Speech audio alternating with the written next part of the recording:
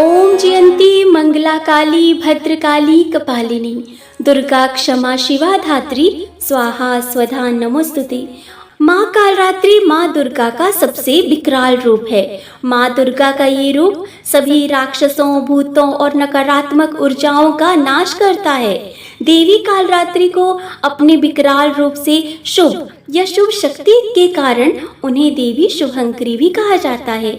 रात्रि को काली, महाकाली, भद्रकाली, भैरवी, मृत्यु, रुद्रानी, चामुंडा, चंडी और दुर्गा के नाम से भी जाना जाता है। और माँ ने ही शुंभ, निशुंभ और रक्त बीज का वध किया था। आइए सुनते हैं रक्त बीज नामक महादैत्य की कथा। रक्त बीज नामक महादैत्य को ब्रह्मा जी से वरदान प्राप्त था कि जैसे ही उसके शरीर से एक भी रक्त की बूंद गिरेगी तो उसी के समान अन्य और महादैत्य उत्पन्न हो जाएंगे। जिसके कारण जैसे ही उसके शरीर से एक भी रक्त की बूंद गिरती तो उसी के समान और अन्य दैत्य उत्पन्न हो जाते।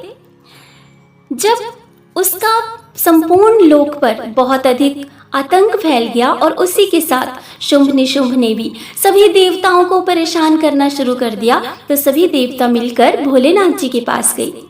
उन सभी ने प्रार्थना की कि वे हमें इन दैत्यों से मुक्ति दिलाएं। तब भोलेनाथ ने माँ पार्वती की तरफ देखा और माँ पार्वती को कहा कि जाकर के इन असुरों का संहार करें। माँ पार्वती कालरात्रि का रूप लेकर के उनके साथ युद्ध करने के लिए गई थी। तो आइए सुनते हैं कि आखिर क्या है इससे जुड़ी हुई, कालरात्रि से जुड़ी हुई पुरानी कथा। तो जैसे ही माँ कालरात्रि महादैत्य रक्त बीज से युद्ध करने के लिए गई तो उसके शरीर से रक्त की धारा पृथ्वी पर निकलने लगी और उससे निश्चय ही सैकड़ों उसी के समान और अन्य असुर उत्पन्न हो गए। इस प्रकार उस महादैत्य के रक्त से प्रकट हुए असुरों द्वारा जितना भी संपूर्ण जगत था वे सभी व्याप्त हो गया। इससे उन देवताओं को तो और अधिक भय हुआ।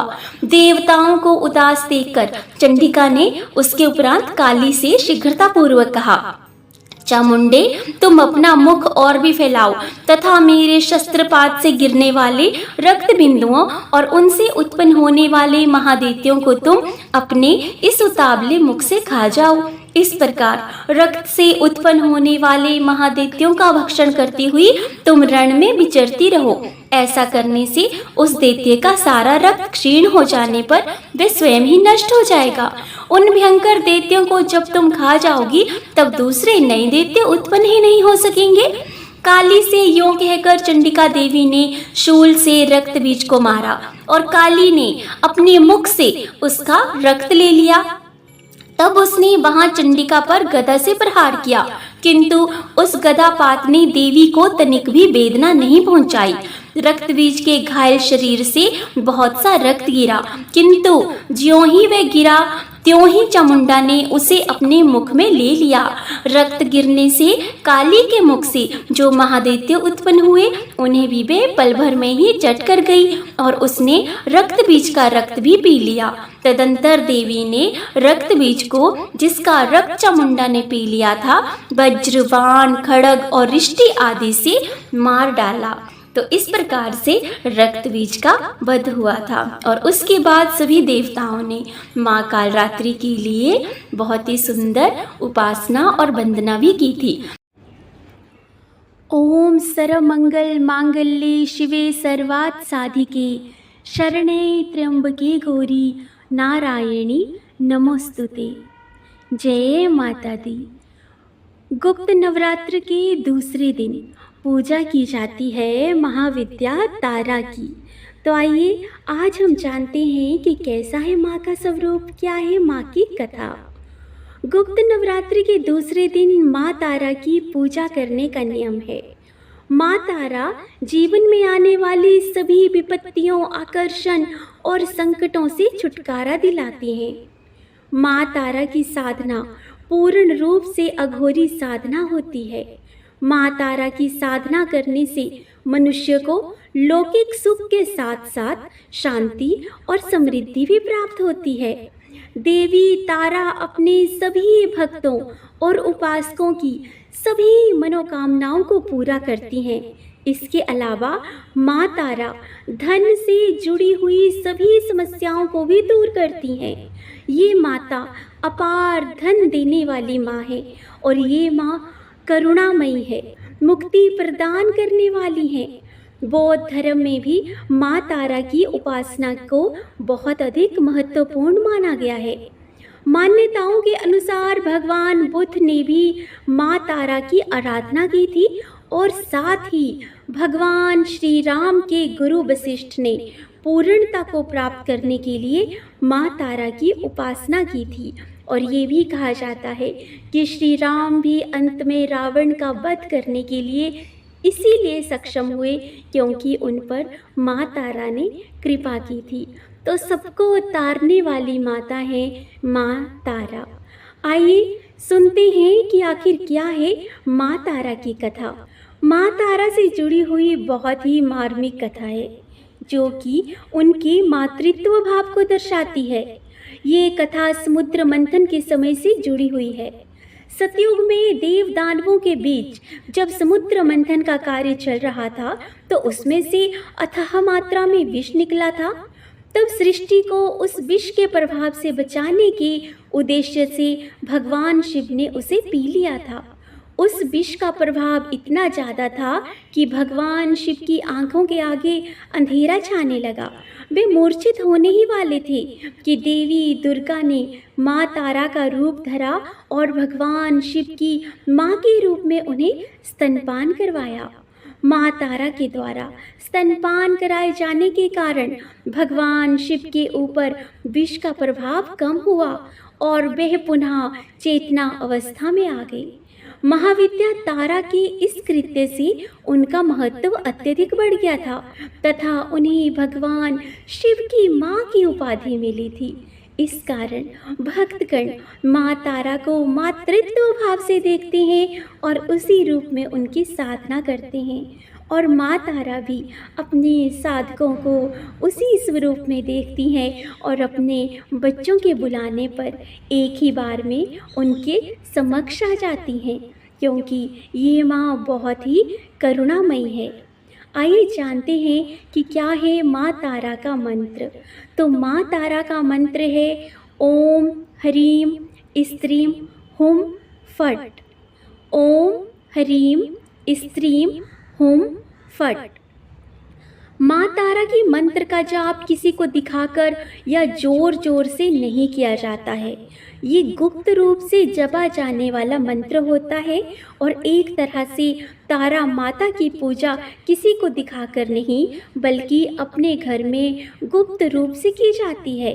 ऐसे ही इस मंत्र का जाप भी आपको मन ही मन और धीरे धीरे आवाज़ में करना चाहिए। माँ तारा की साधना के अनेक लाभ हैं। माँ तारा का ये रूप अवश्य ही आपको भयंकर व डरावना लग सकता है, लेकिन ये बिल्कुल इसके विपरीत है। माँ तारा अपने भक्तों को इस भौतिक व सांसारिक दुनिया से पार लगाती है या तारती है, जिसी कारण तो इनका नाम माँ तारा पड़ा। हम सभी भी तो ईश्वर को तारनहार कहते हैं, अर्थात हम सभी को तारने वाला, हम सभी का उद्धार करने वाला। वही कार्य माता रानी का ये स्वरूप करता है। माँ तारा की साधना करने से भक्तों को न केवल मोक्ष प्राप्त होता है बल्कि आर्थिक क्षेत्र में भी उन्नति देखने को मिलती है। यदि किसी कारणवश आप अपने व्यापार या नौकरी में उन्नति से संतुष्ट नहीं हैं, उन्नति नहीं कर पा रहे हैं, आपका कारोबार सही से नहीं चल रहा है, तो आपको निश्चय ही माँ तारा महाविद्या की गुप्त रूप से आराधना करनी चाहिए। किसी को भी नहीं बताना चाहिए कि आप माँ तारा की आराधना कर रहे हैं, माँ तारा की पूजा कर रहे हैं। और इसके बाद आपको जल्द ही इसके बहुत ही अच्छे परिणाम देखने को मिलेंगे और आपकी प्रगति होगी। माँ तारा से जुड़ी हुई अन्य भी जानकारियाँ हैं जिन्हें हम जान लेते हैं। उससे पहले जान लेते हैं कि माँ तारा के और कौन से रूप हैं। तो माँ तारा के 3 रूप हैं, जिनमें उग्र तारा, नील सरस्वती और एक जटा है। उग्र तारा, माँ तारा का जो पहला रूप है वो है उग्र तारा। ये अपने भयानक और उग्र ऊर्जा की वजह से विश्व में विख्यात है। माँ उग्र तारा के अंदर समस्त तामसिक गुण मौजूद हैं और ये अपने भक्त की कठिन से कठिन परिस्थितियों में भी सहायता करती हैं। उग्र तारा किसी भी प्रकार के संकटों का नाश करती हैं। दूसरा स्वरूप है नील सरस्वती। माँ तारा के इस स्वरूप में पूरे ब्रह्मांड का ज्ञान समाहित है। माँ सरस्वती आयुर्वेद, ज्योतिष, विज्ञान और कुछ भी अज्ञात ज्ञान जो सामान्य बुद्धि के व्यक्ति की समझ से भी परे है, इन सभी चीज़ों को एकत्र करने के पश्चात जो स्वरूप बनेगा और जो ऊर्जा उत्पन्न होगी वह है देवी नील सरस्वती, जो कि सभी को सभी गुण प्रदान करती हैं, वाक सिद्धि देती हैं। उसके बाद आती हैं माँ का जो स्वरूप है वो है एक जटा। माँ का तीसरा स्वरूप है एक जटा। देवी एक जटा मोक्ष प्रदान करने वाली देवी हैं और माँ का ये स्वरूप सत्व गुणी है। देवी एक जटा शिव को अपनी जटाओं में धारण करके उन्हें मोक्ष प्रदान करने वाली देवी है और देवी एक जटा अपने सभी भक्तों को मृत्यु के पश्चात अपनी जटा में स्थान देती हैं और साथ ही मोक्ष भी प्रदान करती हैं। माँ तारा से जुड़ी हुई अन्य भी जानकारियाँ हैं जिन्हें हम जान लेते हैं। तो माँ तारा से संबंधित रुद्रावतार तारकेश्वर महादेव है। माँ सती के 51 शक्तिपीठों में से एक शक्तिपीठ पश्चिम बंगाल के बीरभूम जिले में है, जिसे तारापीठ के नाम से जाना जाता है। और यहाँ देवी सती के नयन अर्थात उनकी आंखें गिरी थी, जिस कारण माँ को नयन तारा के रूप में जाना जाता है। माँ तारा का एक और प्रसिद्ध मंदिर हिमाचल प्रदेश की राजधानी शिमला में है। माँ तारा के अन्य नाम एक जटा, नील सरस्वती, नयन तारा व उग्र तारा हैं। त्रेता युग में भगवान श्री राम के राजगुरु महर्षि वशिष्ठ थे। उनके द्वारा माँ तारा की पूजा अर्चना कर सिद्धियाँ प्राप्त की गई थी और महर्षि वशिष्ठ ने पश्चिम बंगाल के बीरभूम जिले में तारापीठ में माँ तारा की साधना की थी और सिद्धियों को अर्जित किया था। और हम सभी पहले भी जान चुके हैं कि माँ तारा हिंदू धर्म में ही नहीं अपितु बौद्ध धर्म में भी मान्यता रखती हैं। तो आज हमने जाना माँ तारा के विषय में, जो कि अपने भक्तों को तारने वाली हैं। तो आज के इस पावन पवित्र दिन पर जिसने भी माँ तारा के नाम का थोड़ा सा भी श्रवण किया है, तो माँ तारा अवश्य ही उस भक्त को अपने तारेंगी। और आज के दिन माँ की कथा सुनने का एक अपना ही अलग महत्व होता है। तो ओम सर्वमंगल मांगल्ये शिवे सर्वार्थ साधिके शरण्ये त्र्यंबके गौरी नारायणी नमोस्तुते। हम सभी जानते हैं कि आज है गुप्त नवरात्रि का तीसरा दिन और आज के दिन पूजा की जाती है माँ त्रिपुर भैरवी की। तो आइए सुनते हैं कि क्या है इनकी कथा और क्या है इनकी उत्पत्ति का रहस्य। इन्हें सुंदरता की देवी भी कहा जाता है। पौराणिक कथाओं में माता त्रिपुर सुंदरी के उत्पत्ति का रहस्य बताया गया है। एक पौराणिक कथा के अनुसार सती वियोग के बाद भगवान शिव सदैव ध्यान में ही मगन रहने लगे। ऐसे में उन्होंने अपने संपूर्ण कर्मों का भी त्याग कर दिया था, जिस कारण तीनों लोकों के संचालन में व्याधि उत्पन्न हो गई। उधर तारकासुर ने ब्रह्मा जी से वरदान प्राप्त किया कि वह सिर्फ शिव के पुत्र के द्वारा ही मर सकता है। अब समस्त देवताओं ने भगवान शिव को ध्यान से जगाने के लिए कामदेव और उनकी पत्नी देवी रति को कैलाश भेजा। कामदेव ने शिव का ध्यान भंग करने के लिए उन पर प्रहार किया और वह इसमें सफल रहे। कामदेव की इस हरकत पर भगवान शिव का तीसरा नेत्र खुल गया और उन्होंने क्रोध में आकर कामदेव को भस्म कर दिया। इस पर देवी रति ने अत्यंत दारुण विलाप किया, जिस पर भोलेनाथ ने द्वापर युग में भगवान कृष्ण के पुत्र में कामदेव को पुनः जन्म धारण करने का वरदान दिया। रति के वहां से जाने के बाद एक गण ने कामदेव की इस भस्म से एक मूर्ति निर्मित की, जिससे एक पुरुष पैदा हुआ। उसने भगवान शिव की स्तुति की और महादेव ने उस पुरुष का भांड नाम रखा। शिव के क्रोध से उत्पन्न होने के कारण भांड तीनों लोकों में उत्पात मचाने लगे। उसने स्वर्ग लोक पर आक्रमण कर दिया। इसके बाद देवराज इंद्र सहायता के लिए नारद मुनि की शरण में पहुंचे। नारद मुनि ने इस समस्या का निवारण करने के लिए यथाविधि अपने रक्त और मांस से आद्य शक्ति की आराधना करने का परामर्श दिया। देवराज इंद्र ने माता की आराधना की, जिसके बाद त्रिपुर सुंदरी के स्वरूप में प्रकट होकर माता ने भांड असुर का वध किया था। पूरे विधि विधान से की गई पूजा से माता त्रिपुर सुंदरी शीघ्र प्रसन्न होती हैं और साथ ही मनोवांछित फल देती हैं। उनमें सूर्य के समान तेज समाहित हैं। माँ को प्रसन्न करने के लिए पूजा के दौरान कुछ मंत्रों का जाप करने से अतिशीघ्र सभी मनोकामनाएं पूर्ण होती हैं। माँ अपने भक्तों के सभी कष्टों को दूर करती हैं। देवी की पूजा से आत्मिक बल, कीर्ति और साथ ही यश की भी प्राप्ति होती है। आइए जानते हैं माँ त्रिपुर सुंदरी का मंत्र क्या है। तो माँ का मंत्र है ओम ऐं क्लीं सौः वार त्रिपुरे स्वाहा। ऐं क्लीं सौः बाला त्रिपुरे सिद्धिं देहि नमः। आइए अब हम करते हैं माँ त्रिपुर सुंदरी की आरती। जय शरणं वरणं नमो नमः। श्री मातेश्वरी जय त्रिपुरेश्वरी राजेश्वरी जय नमो नमः। करुणामयी अकलघहारिणी अमृतवर्षिणि नमो नमः। जय शरणं वरणं नमो नमः।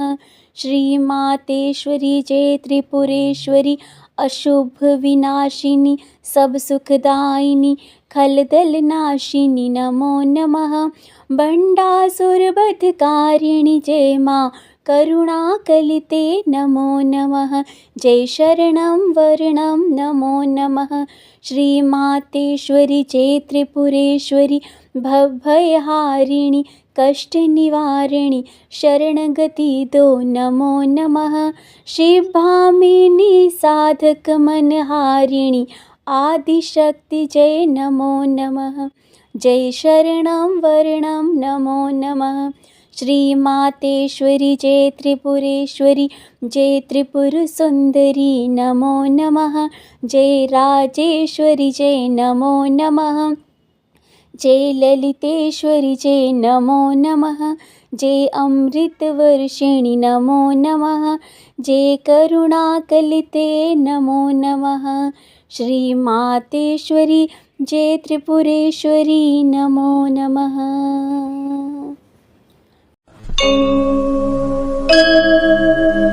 ओम जयंती मंगला काली भद्रकाली कपालिनी दुर्गा क्षमा शिवा धात्री स्वाहा स्वधा नमोस्तुते। जय माता दी। आज गुप्त नवरात्रि का चौथा दिन है और आज के दिन पूजा की जाती है माँ भुवनेश्वरी की। माँ भुवनेश्वरी मनुष्य की सभी चिंताओं का नाश करती हैं, साथ ही दरिद्रता का भी विनाश करती हैं। आइए जानते हैं कि भुवनेश्वरी शब्द का अर्थ क्या है। तो भुवनेश्वरी शब्द दो शब्दों के मेल से बना है। पहला शब्द है भुवन और दूसरा शब्द है ईश्वरी, जिससे इस भुवनेश्वरी का अर्थ होता है इस संसार के ईश्वरी की धात्री, अर्थात पूरे संसार की माँ। एक कथा के अनुसार एक बार दुर्गम नामक दैत्य के अत्याचार से त्रस्त होकर देवताओं और ब्राह्मणों ने भगवती की आराधना करने का निश्चय किया। तब उन्होंने इस उद्देश्य से हिमालय की ओर प्रस्थान किया और वहां जाकर सर्वकांड स्वरूपा भगवती भुवनेश्वरी की आराधना की।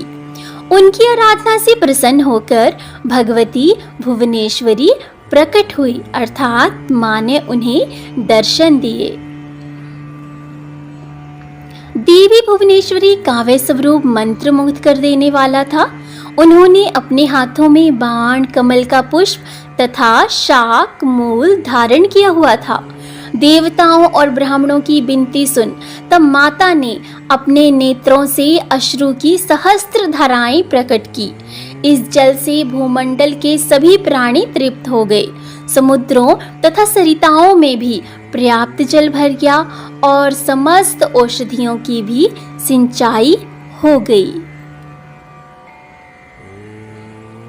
माता भुवनेश्वरी के हाथों में शाक और कंदमूल होने के कारण वह देवी शताक्षी तथा शाकंभरी के नामों से विख्यात हुई। देवी भुवनेश्वरी ने ही दुर्गमासुर का संहार कर उसके द्वारा अपहरित वेदों को पुनः देवताओं को सौंपा था। इसी घटना के पश्चात भगवती भुवनेश्वरी दुर्गा के नाम से भी पूजित हुई। आइए अब जानते हैं कि माँ का मंत्र क्या है। तो देवी का एकाक्षरी मंत्र है हरीम और साथ ही माँ का विशेष मंत्र है ओम ह्रीं भुवनेश्वर्यै नमः। जय माता दी। गुप्त नवरात्र के 5वें दिन पूजा की जाती है माँ छिन्नमस्ता की। तो आइए जानते हैं कि कौन है माँ छिन्नमस्ता और क्यों इन्होंने इतना उग्र रूप धारण किया हुआ है। आपको स्क्रीन पे एक तस्वीर दिख रही होगी जिसमें माँ के एक हाथ में खड्ग, दूसरे हाथ में उनका स्वयं का ही मस्तक है और उनके मस्तकहीन धड़ से रक्त की 3 धाराएं फूट रही हैं और वे 3 धाराएं उसके बाद 3 मुखों में प्रवेश कर रही हैं और माता के पैरों के नीचे एक स्त्री पुरुष भी दिख जाते हैं।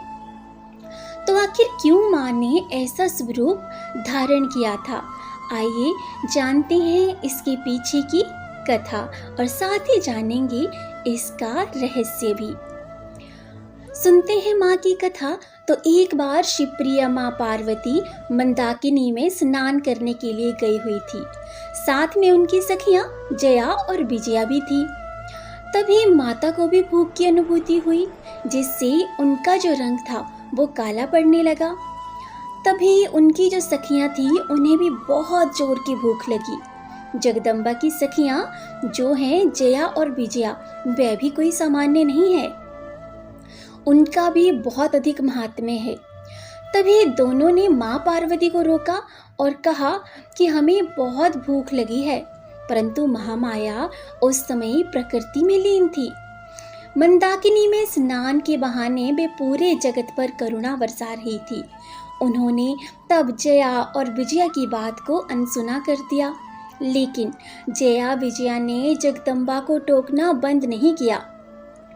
हार कर जया विजया ने कहा, माँ हमें भूख लगी है और एक आप हो जो हमारी बिल्कुल भी बात नहीं सुनती हो। माँ तो अपने शिशु की रक्षा के लिए, उसके पेट की भूख मिटाने के लिए अपना रक्त तक पिला देती है, और एक आप हो जो संसार की पालक हो, सबकी भूख को शांत करती हो, तो क्या आप हमारी आज इस भूख को शांत नहीं कर सकती। आखिरकार जगदम्बा ने वही बात कह दी जिसे हम सभी सामान्य तौर पर घर में कहते हैं कि अरे अगर ज़्यादा ही भूख लगी है तो एक काम करो, मुझे ही काट कर खा जाओ। लेकिन यहाँ पर बात मेरे और आपके जैसे प्राणियों की नहीं, बल्कि माँ ने ये बात कही थी। जया विजया जैसी प्रिय सखियों के ताने सुनकर पार्वती माँ सचमुच क्रोधित हो उठी। जगदम्बा नदी से बाहर आई और उन्होंने अपने खड्ग का आह्वान किया और अपना सिर काट लिया। उनके धड़ से रक्त की 3 धाराएं निकली, जिसमें से 2 धाराएं जया विजया के मुंह में गिरी, तीसरी धारा स्वयं जगदम्बा के मुख में आकर गिरी। तीनों ही वह रक्त पीने लगी और माता तो स्तनों से दूध पिलाती है और वह अपना रक्त पिला रही थी। जगदम्बा ने स्वयं अपना ही रक्त पी लिया तो उनका स्वभाव तब और ज़्यादा उग्र हो गया। पूरे देवमंडल में त्राही त्राही मच गई। देवी का ये उग्र स्वरूप देखकर देवगण भय से कांपने लगे। उन्हें भय हुआ कि कहीं अम्बा फिर से काली का रुद्र रूप न धारण कर ले और इस सारी सृष्टि का फिर से विनाश न कर दे। आखिरकार महादेव इस समस्या के समाधान के लिए आगे आए। उन्होंने कवंत शिव का रूप धारण किया और देवी के प्रचंड स्वरूप को शांत किया। शिव जी के आग्रह को जगदम्बा टाल नहीं पाई और उसके बाद पार्वती के रूप में लौटी। जगत में स्त्री का रूप धारण करके महामाया हमेशा भावों के केंद्र में रहती है। माँ, पत्नी, बेटी, बहन के रूप में जैसे हो जीवन के हर क्षण में स्थित है, ठीक उसी तरह वो इस धरती के हर तरफ हर एक अलग स्वरूप में मौजूद होती हैं। माँ छिन्नमस्ता का स्वरूप उग्र है। ये देवी का वह स्वरूप है जब वे पूरी सृष्टि से दुष्टों के विनाश को करती जा रही थी। त्रिनेत्रधारी माता का कंठ सर्पमाला और मुंडमाला से शोभित है। खुले वाल, जीभा बाहर, आभूषणों से सजी मां नग्नावस्था में है। सभी दिशाएं ही उनका वस्त्र हैं। दाएं हाथ में खड्ग और बाएं हाथ में अपना कटा मस्तक है। कटे हुए धड़ से रक्त की 3 धाराएं फूटती हैं। दोनों ओर उनकी सखियां जया और विजया खड़ी हैं, जिन्हें वे रक्तपान करा रही हैं और स्वयं भी रक्तपान भी कर रही हैं। आइए अब जानते हैं कि छिन्नमस्ता के चरणों में क्यों दिखते हैं ये स्त्री पुरुष। पैरों के नीचे कमल पुष्प पर आपको एक स्त्री पुरुष युगल भी दिख जाते हैं। ये प्रतीक हैं कि माता के लिए अपनी संतान की रक्षा कितनी महत्वपूर्ण है। वे अपना मस्तक तक काट सकती है और अगर जरूरत पड़े तो एक माँ अपना रक्त भी पिला सकती है। पैरों के नीचे स्त्री पुरुष युगल प्रतीक है कामेच्छा का बलपूर्वक दमन भी करना चाहिए। इस भयानक स्वरूप में अत्यधिक कामनाओं, मनोरथों के आत्मनियंत्रण के सिद्धांतों का प्रतिनिधित्व करती हैं। देवी छिन्नमस्ता का घनिष्ठ संबंध कुंडलिनी नामक प्राकृतिक ऊर्जा या मानव शरीर में छिपी हुई प्राकृतिक शक्ति से है। आइए अब जानते हैं माँ का मंत्र क्या है। माँ का सरल मंत्र है ओम हुम छिन्नमस्तये नमो नमः। ओम हुम छिन्नमस्तये नमो नमः। ओम हुम छिन्नमस्तये नमो नमः।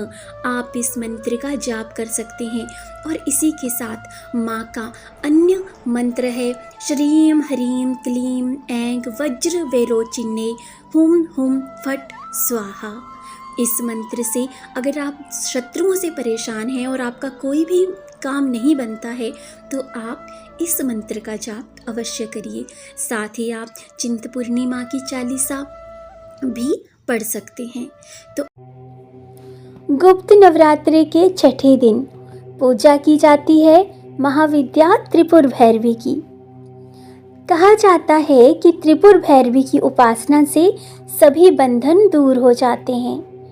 इनकी उपासना से व्यक्ति को सफलता एवं सर्व संपदा की प्राप्ति होती है। ये माता 10 महाविद्याओं में से छठी महाविद्या है जो सौम्य कोटि की देवी मानी जाती हैं। तो आइए जानते हैं कि क्या है माता की कथा। नारद पंचरात्र के अनुसार एक बार जब देवी काली के मन में आया कि वे पुनः अपना गौर वर्ण प्राप्त कर ले तो ये सोचकर देवी कहीं अंतर्ध्यान हो जाती हैं। भगवान शिव जब देवी को अपने समक्ष नहीं पाते तो व्याकुल हो जाते हैं और फिर उन्हें ढूंढने का प्रयास करते हैं। शिव जी महर्षि नारद जी से देवी के विषय में पूछते हैं। तब नारद जी उन्हें देवी का बोध कराते हैं। वे कहते हैं कि शक्ति के दर्शन आपको सुमेरु के उत्तर में हो सकते हैं। वहीं देवी की प्रत्यक्ष उपस्थित होने की बात संभव हो सकेगी। इसके बाद भोलेनाथ नारद जी को आज्ञा देते हैं और उन्हें माता रानी को खोजने के लिए भेजते हैं। जब महर्षि नारद जी वहाँ पहुँचते हैं तो देवी से शिव जी के साथ विवाह का प्रस्ताव रखते हैं। ये प्रस्ताव सुनकर देवी क्रुद्ध हो जाती हैं और उनकी देह से एक अन्य षोडशी विग्रह प्रकट होता है और इस प्रकार इससे छाया विग्रह त्रिपुर भैरवी का प्राकट्य होता है। आइए जानते हैं कि क्यों करते हैं माँ की पूजा और साधना। त्रिपुर भैरवी की उपासना से सभी बंधन दूर हो जाते हैं। इन्हें षोडशी भी कहा जाता है। षोडशी को श्री विद्या भी माना जाता है। ये साधक को युक्ति और मुक्ति दोनों ही प्रदान करती हैं। इसकी साधना से षोडश कला निपुण संतान की प्राप्ति होती है। जल, थल और नभ में उसका वर्चस्व कायम होता है। आजीविका और व्यापार में इतनी वृद्धि होती है कि व्यक्ति संसार भर में धन श्रेष्ठ यानी सर्वाधिक धनी बनकर सुख का भोग करता है। इसलिए इन्हें षोडशी भी कहा जाता है। जीवन में काम, सौभाग्य और शारीरिक सुख के साथ आरोग्य सिद्धि के लिए इस देवी की आराधना की जाती है। इसकी साधना से धन संपदा की प्राप्ति होती है। मनोवांछित वर या कन्या से विवाह होता है। कहा जाता है कि षोडशी का भक्त कभी दुखी नहीं रहता है। ऐसा माना जाता है कि देवी उस भक्त की आत्मा में प्रवेश करती है जो पूरी श्रद्धा, विश्वास और समर्पण के साथ उनकी पूजा करता है। पूरी श्रद्धा के साथ उनकी पूजा करना और उनके मंत्रों का जाप करना आमतौर पर उन्हें आसानी से प्रसन्न कर देता है। इस प्रकार वे अपने भक्तों को सभी कष्टों और नकारात्मक दबावों से बचाती हैं। तो आज हमने जाना माँ षोडशी त्रिपुर सुंदरी के विषय में, और मुझ में ना तो इतना ज्ञान है ना ही इतनी बुद्धि कि मैं माँ के विषय में ज़्यादा बता सकूं। माँ त्रिपुर सुंदरी हम सभी का कल्याण करें, अपने बच्चों पर कृपा दृष्टि सदैव बनाए रखें। जय माता दी। गुप्त नवरात्रि के 7वें दिन पूजा की जाती है महाविद्या धूमावती की, जिनसे जुड़ी हुई अनेक कथाएं हैं। तो आइए सुनते हैं उनसे जुड़ी हुई पहली कथा, जो कि दक्ष यज्ञ से जुड़ी हुई है। कहा जाता है कि माँ का आविर्भाव दक्ष यज्ञ से हुआ था। जब देवी सती अपने पिता दक्ष के यज्ञ में बिना बुलाए ही शामिल होने पहुँच गई, तब उनके पिता प्रजापति दक्ष ने उन्हें बहुत कड़वे वचन कहे। दक्ष ने कई बार से सती का अपमान किया, और फिर जब इससे भी मन नहीं भरा तो उन्होंने महादेव का भी बार बार अपमान किया, जिससे अपने पति की बात टालकर जिद करके पिता के घर आई देवी सती को बहुत गलानी हुई।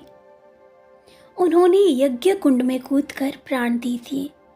देवी के ऐसा करते ही यज्ञ से तीव्र धुआं उठा।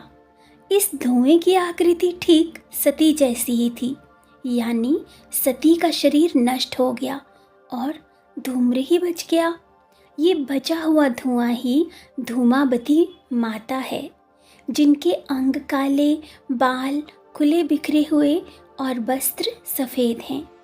कहते हैं कि सती के शोक का स्वरूप वह धुआं संसार में सारे ओर फैल गया, जिसके कारण शोक और दुख की उत्पत्ति हुई। इसके पहले संसार में सुख ही सुख था। धूमावती माँ की पूजा इसलिए की जाती है कि जीवन में आए हमारे इस घोर दुख को अपने में समेट ले और हमारे जीवन में सुख प्रदान करे। इनसे जुड़ी हुई जो दूसरी कथा है, आइए सुनते हैं। ये कथा बहुत प्रचलित है। कहते हैं कि एक बार देवी सती कैलाश के वातावरण की ज़्यादा आदी तो नहीं थी, तो वे एक दिन महादेव जी के साथ भ्रमण कर रही थी। इसी दौरान देवी सती को बहुत जोर की भूख लगी, लेकिन महादेव ने कहा कि वह तो भांग, धतूरा, बेलपत्र ही ग्रहण करते हैं। उधर भूख के कारण सती के अंदर की आदि शक्ति जागने लगी और वह उसे नियंत्रित नहीं कर पाई। इसलिए देवी ने क्रोध में आकर महादेव को ही निगल लिया। तब भगवान विष्णु ने आकर देवी की प्रार्थना कर उन्हें शांत किया और उन्हें महादेव को और उनसे महादेव को मुक्त कराया। महादेव के संसार में नहीं रहने से संसार में अंधकार छा गया और देवी सती अनजाने में ही विधवा हो गई। इस तरह उन्हें धूमावती नाम मिला। गुप्त नवरात्रि के 7वें दिन देवी के इसी स्वरूप की पूजा होती है। देवी का स्वरूप विधवा और उदासीनता का है, इसलिए गृहस्थ और पारिवारिक परिवेश में माँ की पूजा सुहागन स्त्रियां नहीं करती हैं। देवी के हाथ में सूप दरिद्रता का प्रतीक है और धूम जैसा सफ़ेद रूप शोक का। देवी की सवारी कौवा है और वे एक खुले रथ पर विराजित है जिसे कौवा खींचता है। अपने शोक स्वरूप के बावजूद माँ भक्तों का कल्याण ही करती हैं और देवी का ये स्वरूप रोग और शोक का नाश करने वाला है। तो ये थी माँ धूमावती की कथा। माँ अपने भक्तों की सभी मनोकामनाओं को पूर्ण करती हैं और उन्हें हर प्रकार के कष्टों से भी मुक्त करती हैं। गुप्त नवरात्रि के 8वें दिन पूजा की जाती है महाविद्या बगलामुखी की। बगलामुखी को पीला रंग अति प्रिय है। पौराणिक मान्यताओं के अनुसार माँ बगलामुखी की पूजा करने से शत्रु आपका कुछ बिगाड़ नहीं पाते और सदा पराजित होते हैं। माँ युद्ध में विजय दिलाने और वाक शक्ति प्रदान करने वाली देवी हैं। आज के दिन माँ की पूजा करने से, उनकी कथा सुनने से सभी प्रकार के संकट दूर होते हैं और जीवन सकारात्मकता से भर जाता है। तो आइए सुनते हैं माँ बगलामुखी की कथा। पौराणिक कथा के अनुसार एक बार सतयुग में महाविनाश उत्पन्न हुआ। एक ब्रह्मांडीय तूफान उत्पन्न हुआ जिससे संपूर्ण विश्व नष्ट होने लगा। इससे चारों ओर हाहाकार मच गया और अनेक लोग संकट में पड़ गए। संसार की रक्षा करना असंभव हो गया। ये तूफान सब कुछ नष्ट भ्रष्ट करता हुआ आगे ही बढ़ता जा रहा था, जिसे देखकर भगवान विष्णु बहुत अधिक चिंतित हुए। जब इस समस्या का कोई हल नहीं मिला तो भगवान विष्णु भोलेनाथ जी की शरण में गए और उन्हें स्मरण करने लगे। तब भगवान शिव उनसे कहते हैं कि शक्ति के अतिरिक्त अन्य कोई भी इस विनाश को रोक नहीं सकता, अतः आप उनकी शरण में ही जाएं।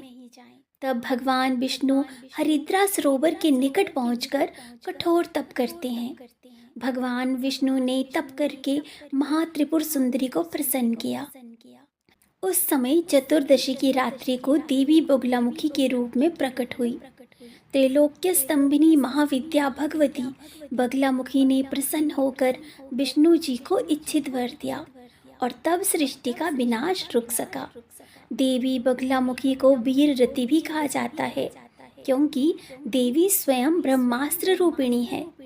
इनके शिव को एक वक्त्र महारुद्र कहा जाता है, इसलिए देवी सिद्ध विद्या हैं। तांत्रिक इन्हें स्तंभन की देवी मानते हैं और गृहस्थों के लिए देवी समस्त प्रकार के संशयों का शमन करती हैं। तो आज हमने सुनी माँ बगलामुखी की कथा, जो कि अपने भक्तों पर बहुत ही जल्दी प्रसन्न हो जाती हैं और इनकी कथा सुनने से शत्रुओं का नाश हो जाता है। साथ ही आपके विरोधी परास्त होते हैं और किसी भी तरह के कोर्ट कचहरी के मुकदमे में भी आपको जीत मिलती है। तो माँ बगलामुखी हम सभी का कल्याण करें। जय माता दी। नवमी के दिन मातंगी माता की पूजा अर्चना की जाती है। मातंगी देवी को प्रकृति और वाक शक्ति की देवी माना गया है। मातंगी देवी इंद्रजाल और जादू के प्रभाव को नष्ट करती हैं। पौराणिक मान्यताओं के अनुसार मातंगी माता को शिव की शक्ति बताया गया है। मतंग भगवान शिव का नाम है। गृहस्थ जीवन को सुखमय बनाने, असुरों को मोहित करने और साधकों को इच्छित फल देने वाली देवी बताया गया है। मातंगी देवी एकमात्र ऐसी देवी हैं जिनका व्रत नहीं रखा जाता है और जिन्हें जूठन का प्रसाद अर्पित किया जाता है। तो आइए पढ़ते हैं माँ मातंगी की कथा। पौराणिक कथा के अनुसार एक बार भगवान विष्णु और उनकी पत्नी लक्ष्मी जी भगवान शिव तथा पार्वती से मिलने हेतु उनके निवास स्थान कैलाश शिखर पर गए। भगवान विष्णु अपने साथ कुछ खाने की सामग्री ले गए तथा उन्होंने वे खाद्य पदार्थ शिव जी को भेंट स्वरूप प्रदान की। भगवान शिव तथा पार्वती ने उपहार स्वरूप प्राप्त हुए वस्तुओं को खाया। भोजन करते हुए खाने का कुछ अंश नीचे धरती पर गिरा। उन गिरे हुए भोजन के भागों से एक श्याम वर्ण वाली देवी ने जन्म लिया जो मातंगी नाम से विख्यात हुई। मातंगी की आराधना से बुद्धि और विद्या का विकास होता है। ये संगीत की देवी हैं, इसलिए इनकी उपासना से संगीत की प्राप्ति होती है। साथ ही एक मान्यता अनुसार ऐसा भी कहते हैं कि जब चांडाल महिलाओं ने देवी पार्वती की पूजा आराधना करके उन्हें अपना ही जूठन यानी कि खाया हुआ भोग लगा दिया तो देवगण और शिवगण नाराज हो गए, परंतु देवी पार्वती ने उन चांडालियों की भक्ति को देखते हुए माता ने मातंगी रूप धारण करके उनके भोग को स्वीकार करके ग्रहण कर लिया। तभी से माता मातंगी कहलाई जाने लगी। ये भी कहा जाता है कि देवी मातंगी हनुमान जी और शबरी के गुरु मतंग ऋषि की पुत्री थी। मतंग ऋषि के यहाँ माता दुर्गा के आशीर्वाद से जिस कन्या का जन्म हुआ था वह मातंगी देवी थी। गुप्त नवरात्रि के 10वें दिन पूजा की जाती है महाविद्या कमला देवी की। तो आइए जानते हैं कि कौन है माँ कमला। शुद्ध सनातन धर्म में आद्या शक्ति के महाविद्याओं में 10वीं और अंतिम महाशक्ति है माँ कमला।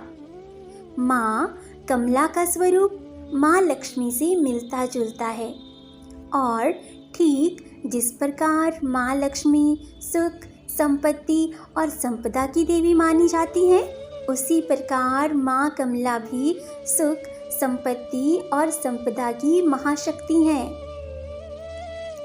दोनों का स्वरूप इतना मिलता है कि दोनों में अंतर कर पाना बहुत ही कठिन है। जहाँ माँ लक्ष्मी मानव मात्र को जीवन में सुख और संपदा देती हैं, उसी प्रकार माँ कमला इस ब्रह्मांड और विशेषकर पृथ्वी को प्राकृतिक संपदाओं से भर देती हैं। अब प्रश्न ये उठता है कि क्या माँ कमला ही माँ लक्ष्मी है? तो आइए जानते हैं इसका उत्तर। माँ कमला भी माँ लक्ष्मी की तरह ही कमल पर आसीन है। कमल का पुष्प यहाँ शुद्धता और सात्विकता के साथ साथ उस बात का भी प्रतीक है जो ये बतलाया है कि माया रूपी स्वरूप से देवी कमला अत्यंत ही दिव्य तथा मनोहर एवं सुंदर है। इनकी प्राप्ति समुद्र मंथन के समय हुई थी तथा इन्होंने भगवान विष्णु को पति रूप में वरण किया था। देवी कमला तांत्रिक लक्ष्मी के नाम से भी जानी जाती हैं। श्री विद्या महात्रिपुर सुंदरी की आराधना कर देवी श्रीपद से युक्त हुई तथा महालक्ष्मी नाम से विख्यात भी। कीचड़ से ऊपर आकर ही शुद्धता और सात्विकता को प्राप्त किया जा सकता है। माँ लक्ष्मी के दोनों हाथों में कमल के पुष्प हैं। माँ लक्ष्मी की तरह माँ कमला की भी दोनों हाथों में कमल के पुष्प हैं, लेकिन माँ कमला के साथ 2 गज या हाथी भी खड़े हैं जो माँ कमला पर जल की वर्षा कर रहे हैं। यहाँ हाथियों के द्वारा जल की वर्षा से तात्पर्य वर्षा ऋतु से है, जिसके आगमन से पृथ्वी समस्त प्राकृतिक संपदाओं से भर जाती है। सुख संपत्ति की देवी है माँ कमला। हम सभी जानते हैं कि माँ काली से लेकर माँ कमला तक पूरे ब्रह्मांड के निर्माण से लेकर उसके संहार और पालन की प्रक्रिया चलती रहती है, जिसमें समस्त प्राणियों में मानव भी एक लाभार्थी है। माँ कमला समस्त प्राणियों के लिए प्रकृति को सुख और संपत्ति से भर देती है। एक दूसरी मान्यता है कि वो माँ पार्वती की ही प्रकृति स्वरूपा हैं, जो समस्त संसार को अन्न जल से भर देती हैं। कमला अपने तांत्रिक रूप में स्वयं देवी लक्ष्मी है। कमलम कमल का फूल है और कमला कमल में निवास करने वाली है। वह भौतिक अस्तित्व, उर्वरता, समृद्धि और भाग्य के 3 सबसे महत्वपूर्ण पहलुओं का प्रतिनिधित्व करती हैं और सबसे बड़ी भलाई की प्रदाता बनी रहती हैं। ये धन की देवी हैं और अपने भौतिक और आध्यात्मिक दोनों पहलुओं के साथ अपने भक्तों को आशीर्वाद देने के लिए तत्पर रहती हैं। किंवदंती कहती है कि वह दुधिया सागर के मंथन से निकली थी और उन्हें संरक्षण और जीविका के देवता स्वयं विष्णु जी ने उन्हें पत्नी के रूप में चुना था। सुनहरे बरन की होने की वजह से इन्हें कमलात्मिका भी कहा जाता है। वे अपने 4 हाथों में से 2 में लाल कमल रखती हैं, जबकि अन्य 2 रक्षा और आश्वासन और वरदान मुद्रा देने वाले रूप में रखे हुए हैं। पूर्ण विकसित कमल में पद्मासन में बैठी हुई हैं। उन्हें 4 हाथियों द्वारा नहलाया जाता है, जो धीरे से अपनी सूंड के माध्यम से उन पर अमृत डालते हैं। इस प्रकार देवी अनंत सौंदर्य और अनुग्रह की प्रतिमूर्ति बनी हुई हैं। ऐसा भी कहा जाता है कि जो भी भक्तगण माँ कमला के रूप की पूजा करते हैं, उनकी व उनके परिवार की आर्थिक स्थिति पहले की तुलना में बेहतर होती है। उनके परिवार पर आया आर्थिक संकट दूर होता है तथा व्यापार में उन्नति देखने को मिलती है। व्यक्ति विशेष के सुख व वैभव से वृद्धि देखने को मिलती है तथा आर्थिक रूप से छाए संकट के सभी बादल छंट जाते हैं। तो आज हमने जानी महाविद्या कमला की कथा और आज हम गुप्त नवरात्रि की इस कड़ी को यहीं पर समाप्त करते हैं। इसी के साथ मिलेंगे एक और नए विषय के साथ, एक और नई जानकारी के साथ। तब तक आप सभी अपना ख्याल रखिए।